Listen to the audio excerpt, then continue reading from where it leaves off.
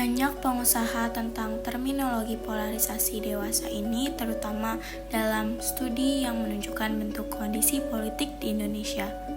Polarisasi telah menjadi fenomena yang sangat kuat saat ini, seperti contohnya pemilihan presiden. Semua studi tersebut berkaitan dengan Pilpres 2014, di mana polarisasi pertama terjadi, kemudian terjadi pada Pilkada DKI 2017 dan Pilpres 2019. Tiga pemilu tersebut berkait lingkungan, di mana Joko Widodo sebagai presiden dan Prabowo Subianto sebagai pesaing. Contoh polarisasi politik yang akan saya bahas hari ini adalah tentang Pilkada Jakarta 2017. Pemilu Gubernur DKI Jakarta pada tahun 2017 adalah salah satu contoh yang paling terkenal dari polarisasi politik di Indonesia.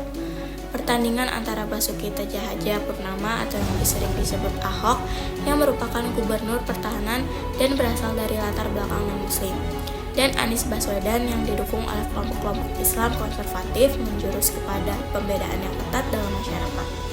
Ahok dituduh menistakan agama yang menimbulkan gerakan kredit besar-besaran oleh golongan Islam. Pemungutan suara ini juga mempertunjukkan sikap nyata bagaimana isu identitas agama dan etnis dapat menarik pemiskinan politik. Dalam konteks sosial dan politik, Ahok adalah gubernur Jakarta sejak 2014 setelah Jokowi pendahulunya menjadi presiden Indonesia. Ahok adalah Tionghoa Indonesia dan Kristen yang berkontribusi terhadap stigma minoritas yang melingkupi keberadaannya di dunia Muslim Indonesia. Banyak dari kebijakan dan metode Ahok kontroversial dan memicu debat. Anies Baswedan, kandidat dari koalisi dan partai-partai oposisi, adalah seorang muslim dengan banyak pengalaman akademis dan politis. Anies yang diusung oleh beberapa partai politik dan kelompok-kelompok Islam konservatif yang tidak puas dengan kebijakan Ahok. Polarisasi pada Pilkada DKI Jakarta 2017, Agraini dan Andri Noviarini memberikan penelitian terdahulu bahwa media sosial sangat berperan penting dalam hal tersebut. Menurut penelitian tersebut, media sosial digunakan sebagai sarana informasi berita, khususnya politik. Dengan kata lain, informasi dengan berbagai macam ilmu pengetahuan, baik itu yang baik maupun yang buruk, mudah tersebar dan cepat semakin meluas. Pada tahun 2017, setidaknya tindak pidana cyber dicitra pencemaran nama baik atau ujaran kebencian telah ada 234 kasus. Sebagian besar pemberitaan yang diterima DKI Jakarta berkaitan dengan ujaran kebencian dan berita bohong atau ujaran kebencian dan hoax.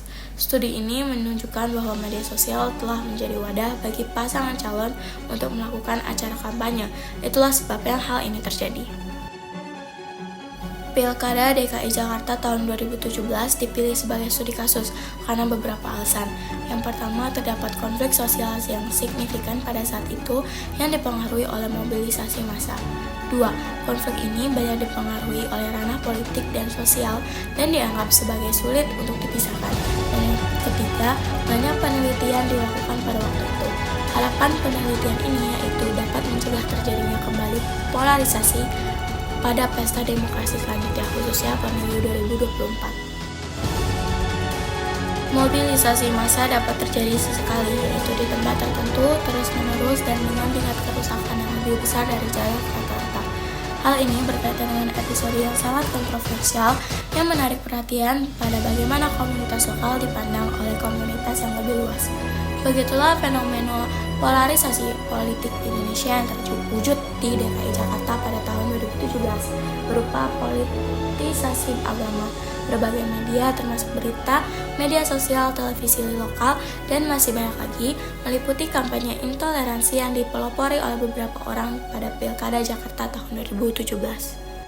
Mengutip dari BBC Indonesia tahun 2016, cerita bermula saat wawancara Ahok memperkenalkan program budidaya ikan kerapu di Pulau Pramuka, Kepulauan Seribu.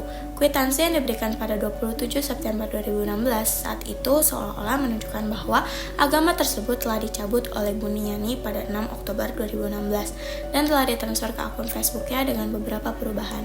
Selanjutnya, Front Islam, Mahkamah Agung Indonesia, dan beberapa organisasi lainnya mulai melapor ke polisi atas aliran sesat tersebut. Ada beberapa demonstrasi yang menimbulkan kekhawatiran Ahok. Setelah itu, dari kasus ini timbul berbagai bentuk intoleransi yang ada di tengah masyarakat.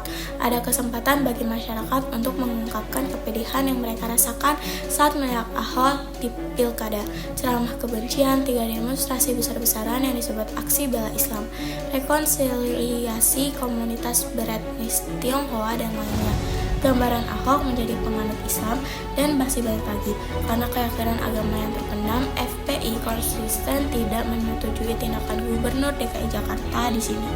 Polarisasi ini dipengaruhi oleh banyaknya partai politik yang berusaha mengatasi permasalahan tersebut demi mencapai tujuannya masing-masing.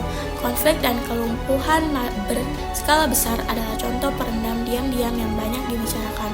Meskipun demikian, kadang-kadang terdapat efek samping yang nyata, seperti penyesalan yang berkepanjangan atas kesalahan di masa lalu seperti penindasan, kegilaan, kebencian, pengucilan, dan sebagainya. Ancaman terakhir ini adalah bara api yang sangat mudah untuk dilenyapkan dan sangat kecil kemungkinannya untuk terulang kembali di masa depan.